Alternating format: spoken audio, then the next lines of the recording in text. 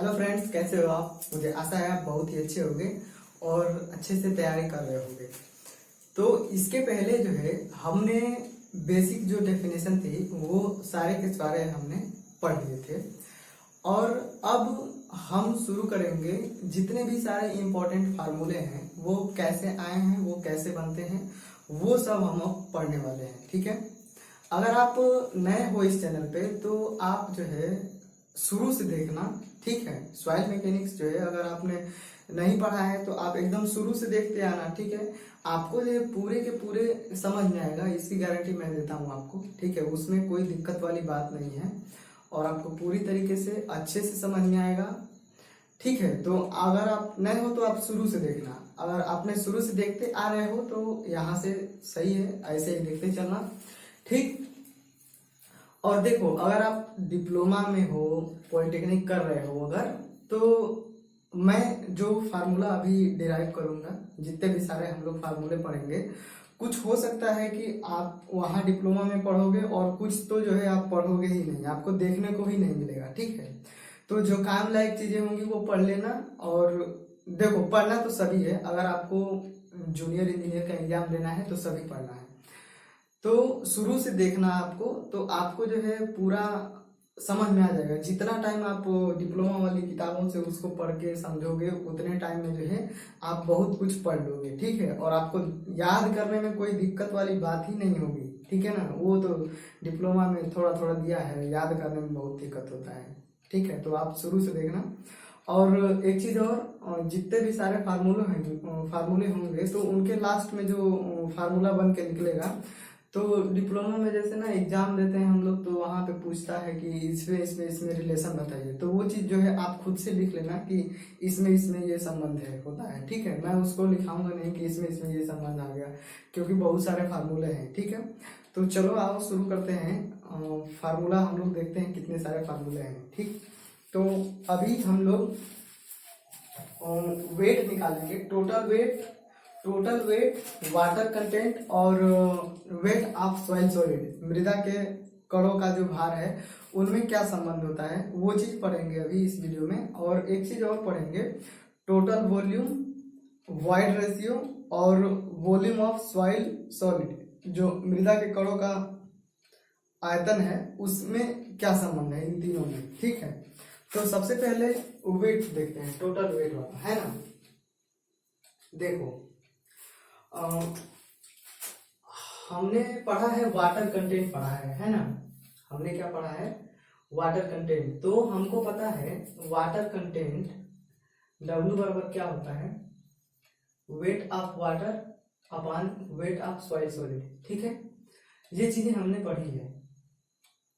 और हमको पता है टोटल वेट, ये देखो ये स्मॉल w है, ये कैपिटल W है। ठीक है, टोटल वेट क्या होता है? Weight of water plus weight of soil solid.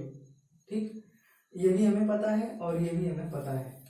ठीक है, अब देखो मैं क्या करता हूं, इसको जो है हम क्या लिख सकते हैं? अगर इसको हमें लिखना हो वाटर कंटेंट के टर्म में, तो वेट ऑफ वाटर बराबर क्या हो जाएगा? ये हो जाएगा small w water content into weight of soil solid. ठीक है, इतनी चीज समझ में आ रही है। अब देखो, अब मैं लिखता हूं टोटल वेट। ठीक है, total weight W is equal to, देखो अब इस वाटर कंटेंट की जगह पे ये वाली चीज मैं रख देता हूं, है ना। तो water content into weight of soil solid plus weight of soil solid. ठीक है, इतनी चीज समझ में आ रही है। अब देखो टोटल वेट बराबर, अब देखो यहाँ पे मैं WS weight of soil solid को कॉमन कर लेता हूँ, तो अब बचेगा क्या? यहाँ पे वाटर कंटेंट बचेगा और यहाँ पे 1 बचेगा, है ना। तो मैं पहले 1 और इसके बाद वाटर कंटेंट लिख देता हूँ। इसमें इधर उधर लिखेंगे तो आप जानते हो कोई दिक्कत नहीं होगा, इतना तो हम लोग डिप्लोमा में आगे समझ ही सकते हैं। ठीक है, और ये वाटर कंटेंट हमने लिख दिया। अभी छोटे थे हम लोग, 8 में 7 में पढ़ते थे, तो ये लिखते थे अरे ये तो यहाँ होना चाहिए, यहाँ कैसे हो गया, तो इतना तो नहीं होगा, मुझे पता है। ठीक है, तो ये चीज जो है रिलेशन निकल के आ गई। तो अगर आपको कोई भी सॉइल का वेट ऑफ सॉइल सॉलिड अगर दिया हो और वाटर कंटेंट उसको आपको पता हो तो आप जो है टोटल वेट निकाल सकते हो, है ना। तो देखो, तो इसमें जो है वाटर कंटेंट हम चेंज करेंगे, वाटर कंटेंट को चेंज करेंगे तो देखो टोटल वेट चेंज हो रहा है ना। तो अभी जैसे कि मान लो कोई हमने सैंपल लिया, जमीन में से थोड़ी सी इतनी सी मिट्टी ले ली या कोई सा भी सैंपल हो, तो उसमें क्या होगा, अगर हमने सैंपल लिया, अगर हम सैंपल की मात्रा को चेंज नहीं कर रहे हैं, केवल वाटर कंटेंट को घटा बढ़ा रहे हैं, तो एक चीज आप समझो कि जो मृदा के कणों का जो भार होगा, वेट ऑफ सॉइल सॉलिड जो होगा, वो तो कांस्टेंट ही रहने वाला है ना। जितना हमने ले लिया वो तो उतना ही रहने वाला है। जैसे कि मैंने इतना सैंपल ले लिया, तो इसमें जो ये मृदा के कण हैं, इनका जो भार होगा तो वो वही रहने वाला है ना, वो तो चेंज होगा नहीं। अब देखो, इनके कणों के बीच में जो वॉइड्स है, इन वॉइड्स में अगर एयर का तो भार होता ही नहीं है, तो इन वॉइड्स में एयर और वाटर दोनों ही रहता है। तो अगर हम वाटर की मात्रा को घटाएंगे या बढ़ाएंगे तो सॉइल का क्या होगा, टोटल वेट जो है चेंज होगा, ठीक है। तो ये ऐसे फार्मूला निकल गया। तो अगर आपको कहीं ऐसा भी क्वेश्चन मिल जाएगा कहीं पे कि एक सॉइल है, पहले उसका वाटर कंटेंट ये है और उसका वेट जो है ये था, ठीक है, पहली कंडीशन हो गई। अब दूसरी कंडीशन ये कहेगा कि अगर उसका वाटर कंटेंट इतना कर दें तो उसका जो है वेट कितना हो जाएगा। तो देखो कैसे निकालना है। देखो ये सॉइल सैंपल हो गया, ठीक है, समझ में आ रहा है। अब ये जो इसमें सॉइल के कणों का जो वेट है वो तो चेंज होने वाला नहीं है क्योंकि ये इतना ही है, ठीक है। अब हम इसमें कर क्या रहे हैं, केवल वाटर कंटेंट को, वाटर कंटेंट देखो कंफ्यूज मत होना, वाटर कंटेंट क्या होता है, वाटर कंटेंट वही होता है, पानी होता है। वाटर, कितना हम वाटर डाल रहे हैं, वाटर की मात्रा, उसी को हम वाटर कंटेंट कर रहे हैं, ठीक है। तो इसमें अगर हम वाटर की मात्रा डालेंगे तो ये भारी होगा, अगर हम इसको हीट करेंगे तो वाटर की मात्रा वाष्पित होकर बाहर निकल जाएगी, तो इसका वेट क्या होगा, कम होगा, ठीक है। तो देखो इसमें WS क्या है, WS तो उतना ही रहेगा, केवल जो है वाटर कंटेंट चेंज हो रहा है, ठीक है। तो देखो यहाँ पे पहली कंडीशन में W1 आपको दिया रहेगा, फिर WS सेम ही रहेगा, फिर 1 प्लस W1 पहली कंडीशन के लिए तो ये उतना ही रहेगा, ठीक है। अब दूसरी कंडीशन में आपको W2 जो है पूछेगा, W2 पूछ सकता है, और WS तो उतना ही रहेगा। अब क्या चेंज होगा, केवल W2 चेंज होगा, ठीक है ना।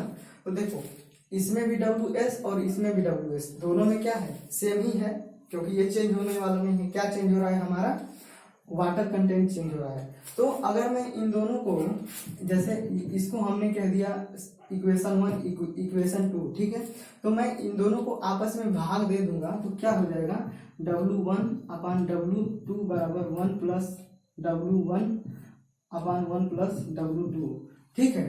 तो ये रिलेशन जो है आपको मिल जाएगा। तो अगर कहीं आपको एग्जाम में ऑब्जेक्टिव में देखने को मिलेगा तो ऐसी कंडीशन में मिल सकता है। तो इनमें जो है आपको तीन चीज तो आसानी से दिया रहेगा, है ना।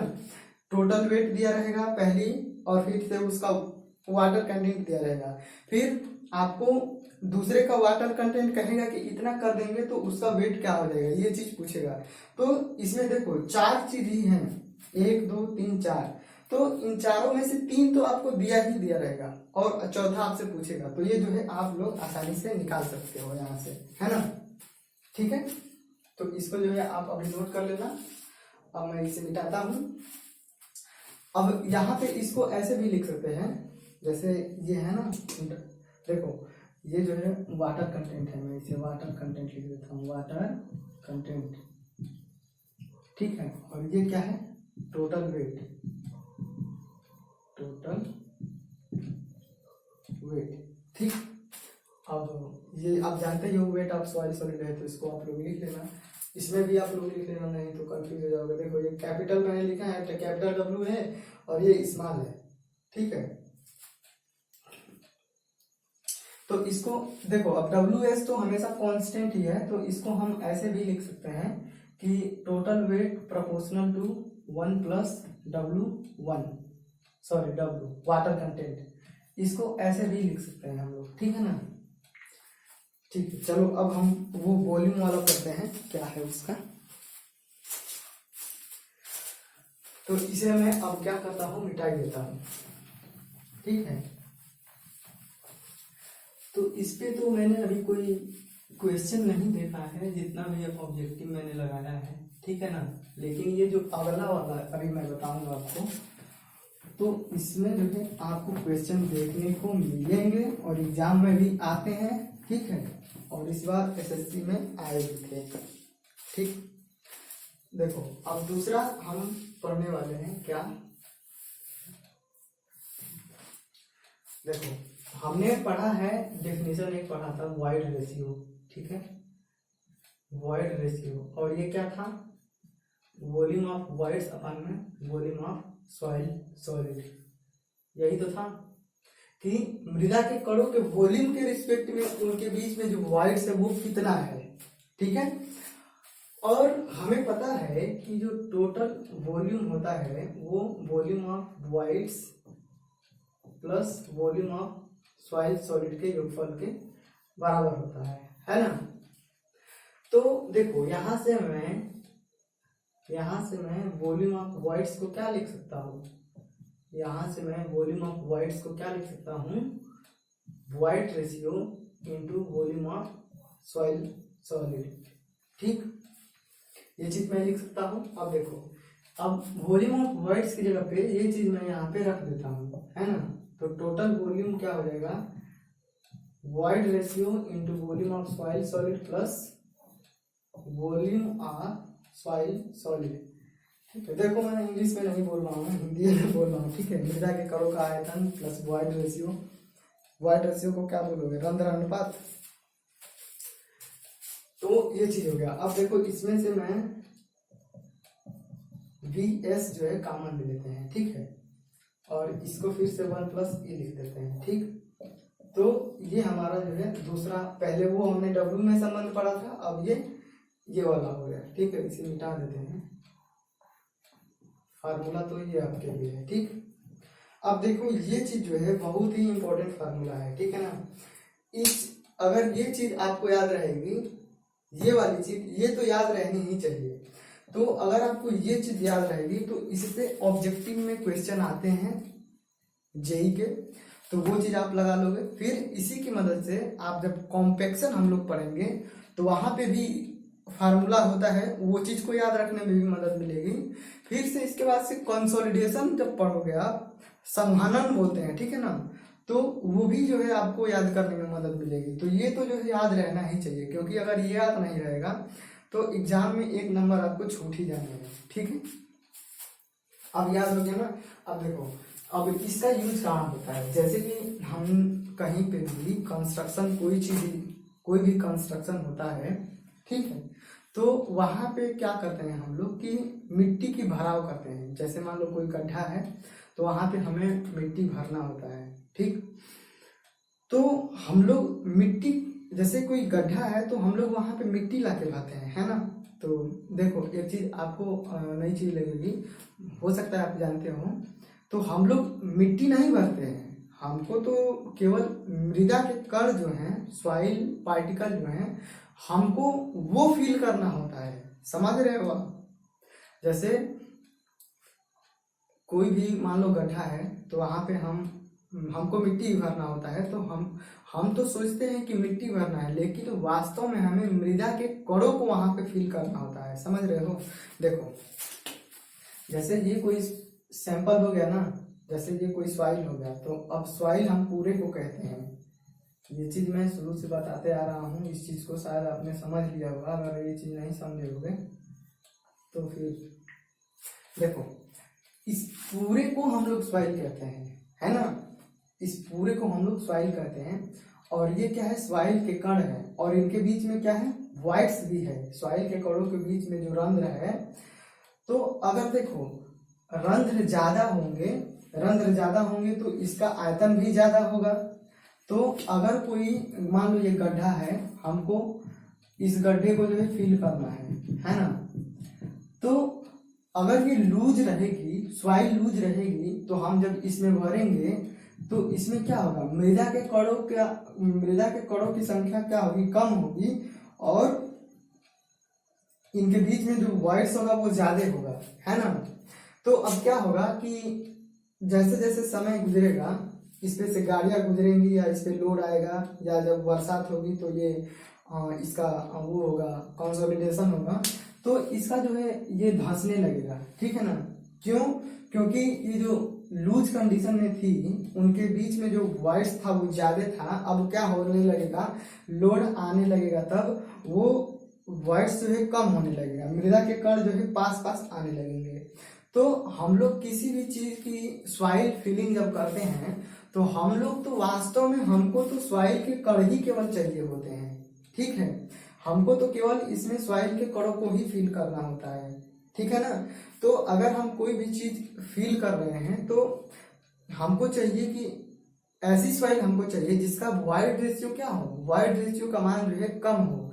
तो वॉइड रेशियो से हमें ये पता चलता है कि उस जो सॉइल है अगर उसका जितना वॉइड रेशियो कम होगा उसकी क्या होगी, उसके कण जो है उतने ही ज्यादा पास पास होंगे, है ना, समझ रहे हो। तो ये चीज होता है, ठीक है।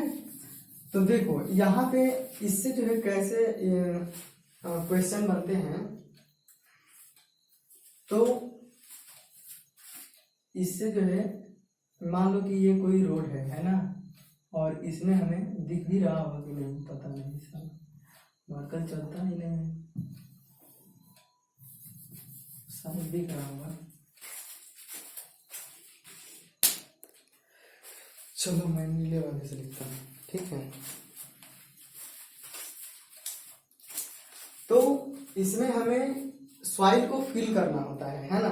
तो देखो एक चीज और आपको अभी सीखने को मिलेगी, आपने गांव में रहते हो तो देखा होगा कि गांव में जो है हम लोग खेतों से मिट्टी काट करके लाते हैं और घरों में भरते हैं, या जहाँ कहीं भी भरना होता है हम लोग वहां भरते हैं, ठीक है।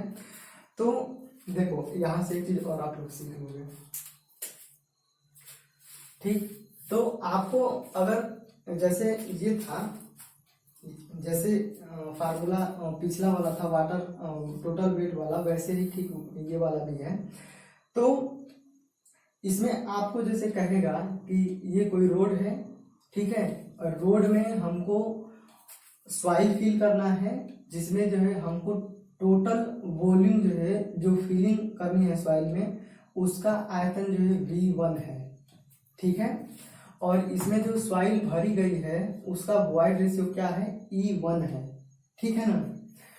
तो अब कहेगा कि हमें जो है एक खेत से या लैंड से या कहीं से भी आपको जो है सॉइल लाना है, ठीक है, यहां से आपको सॉइल लाना है, और इसका वॉइड रेशियो क्या है, E2 है, ठीक। और यहां से रोड में ले जाने तक जो हम लोग ट्रांसपोर्टेशन करेंगे, ढुलाई करेंगे ट्रैक्टर से या किसी भी चीज से, आप जब यहाँ से यहाँ मिट्टी ले जाके भरोगे तो उसका जो है जो कास्ट आएगा वो आएगा मान लो 10 रुपया 10 रुपया प्रति मीटर क्यूब, यानी कि यहाँ से 1 मीटर क्यूब 1 मीटर क्यूब मिट्टी ला करके यहाँ पे भरोगे तो उसका कास्ट क्या आएगा, 10 रुपए आएगा, है ना। तो देखो यहाँ पे क्या दे रखा है आपको, यहाँ पे जो सॉइल भरी गई उसका वॉल्यूम दे रखा है, इसका वॉइड रेशियो दे रखा है, और यहाँ पे इसका वॉइड रेशियो दे रखा है, ठीक है। तो अब हमें ये पता होना चाहिए कि यहाँ का तो आयतन और यहाँ का वॉइड रेशियो दे रखा है। अब हमें ये पता लगना चाहिए कि यहाँ से हम कितनी मिट्टी ले जाएंगे, यानी कि टोटल मिट्टी का आयतन कितना होगा, तभी तो हम इसका कास्ट बता पाएंगे कि कितना कास्ट आएगा, ठीक है ना, कितना पैसा खर्चा होगा। तो देखो अब बताओ आप कि जो जैसे कि मृदा के कणों का जो आयतन है वो तो चेंज होने वाला नहीं है। मृदा के जैसे हम लोग ये कोई सॉइल है तो ये सॉइल में जो सॉइल के कण हैं तो इनका जो है वॉल्यूम चेंज होने वाला नहीं है, ठीक है। इस पूरे को हम लोग कहते हैं सॉइल, ठीक है, और ये है सॉइल सॉलिड, ठीक है ना, मृदा के कण है ये। तो जैसे आप बताओ कि कोई लोहे का गुटका है, ठीक है ना, कोई लोहे का कोई गुटका है या छर्रा है, कुछ भी है, मान लो लोहे का ही इतना बड़ा सा कोई गुटका है, तो अब आप बताओ कि इसका आयतन चेंज हो सकता है? इस लोहे के गुटके का जो है आयतन चेंज होगा? तो वो जो है चेंज नहीं होता है ना। अगर इतनी क्वांटिटी है तो इसका शेप बदल जाएगा, लेकिन वॉल्यूम क्या रहेगा, वही का वही रहेगा। आयतन कहने का मतलब कि ये इतना इतना जो है जगह घेर रहा है, तो इतने का जो है मास भी होगा, इतने का द्रव्यमान भी होगा ना, और इसका क्या है, इसका आयतन भी है। तो हमें यहाँ से क्या निकल जाएगी, मास अपन वॉल्यूम। तो इसकी जो डेंसिटी है वो क्या रहेगी, कांस्टेंट रहती है, ठीक है। तो इसी तरीके से जो सॉइल सॉलिड है, हमने पढ़ा था गामा एस बराबर weight of soil solid upon volume of soil solid. तो अगर कहीं पे एक ही प्रकार की सॉइल है तो उसका जो यूनिट वेट होता है वो कांस्टेंट रहता है, ठीक है ना। तो अब चेंज क्या होता है, अब चेंज होगा, सॉइल का कणों का आयतन तो वही रहने वाला है। अब चेंज होगा क्या, इनके बीच में जो रंध्र हैं, वॉइड्स हैं, इनके बीच में अगर ये पास पास होंगे तो सॉइल का टोटल आयतन क्या होगा, कम होगा, लेकिन जो कणों का टोटल आयतन होगा वो वही रहेगा, है ना। अगर लूज कंडीशन में होगी तो कण जो है दूर दूर होंगे, तो सॉइल के कणों का पूरे सॉइल का आयतन क्या होगा, चेंज हो जाएगा। यानी कि कण जो सॉइल के कण हैं वो अगर दूर दूर होंगे तो टोटल जो सॉइल का आयतन होगा वो बढ़ जाएगा, लेकिन सॉइल के कणों का जो आयतन होगा वो उतना ही रहेगा, ठीक है ना। तो देखो अब मैं इसे मिटा देता हूँ। तो यहाँ से अगर आप इसको कन्वर्ट करोगे तो देखो यहाँ से आपको मिल जाएगा वॉल्यूम ऑफ सॉइल सॉलिड बराबर V अपन में 1 प्लस E, ठीक है कि नहीं। अब ये चीज क्या है कि कांस्टेंट रहने वाली है, ठीक है। तो ये चीज कांस्टेंट रहने वाली है, तो इसे जैसे वाटर कंटेंट में देखो, वाटर अभी इसके पहले वाले जो मैंने फार्मूला बताया वो एक तरीका था, फिर ये एक तरीका हो गया। तो ये जो है कांस्टेंट ही रहने वाला है। तो यहाँ पे जो है कैसे आप लिख सकते हो कि इसको मैं अब कर देता हूँ V1 E1, ठीक है। अब इसी तरीके से V2 E2 कर दोगे तो भी क्या रहेगा, V2 1 प्लस E2।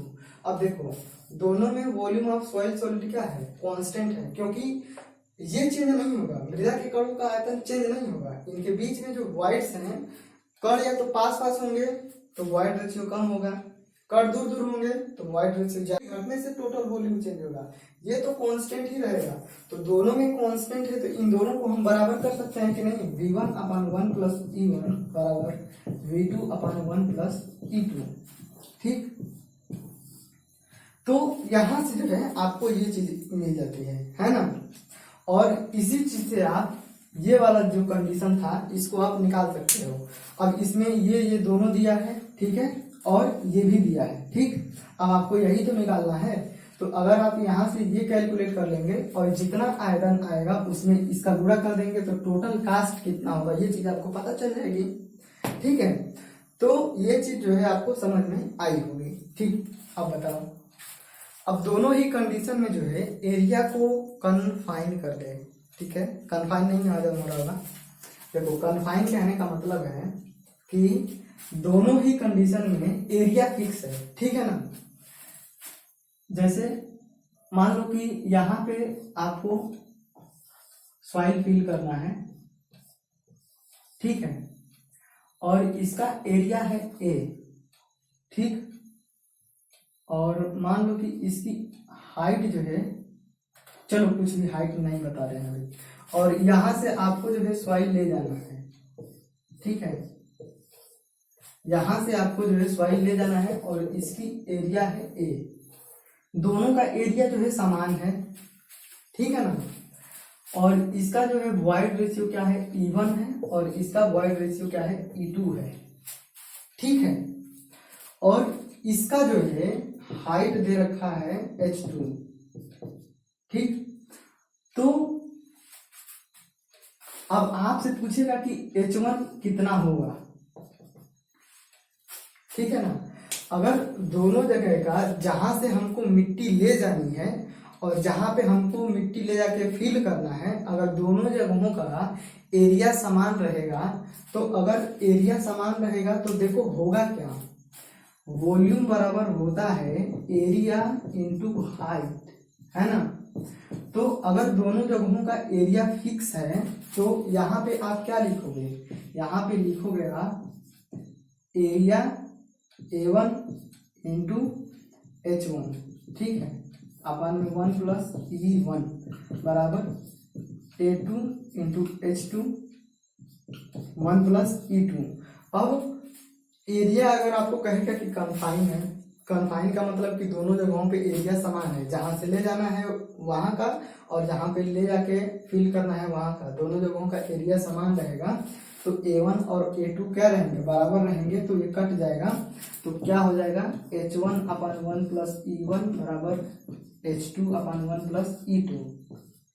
तो एरिया फिक्स रहेगा, तो अब सॉइल के टोटल आयतन में चेंजिंग कैसे होगा, केवल हाइट के ही बढ़ने घटने से ही ना होगा, वो टोटल वॉल्यूम में चेंजिंग। तो एरिया फिक्स रहने से ये चीज जो है हमें पता चल जाती है ना, ये चीज निकल के आती है।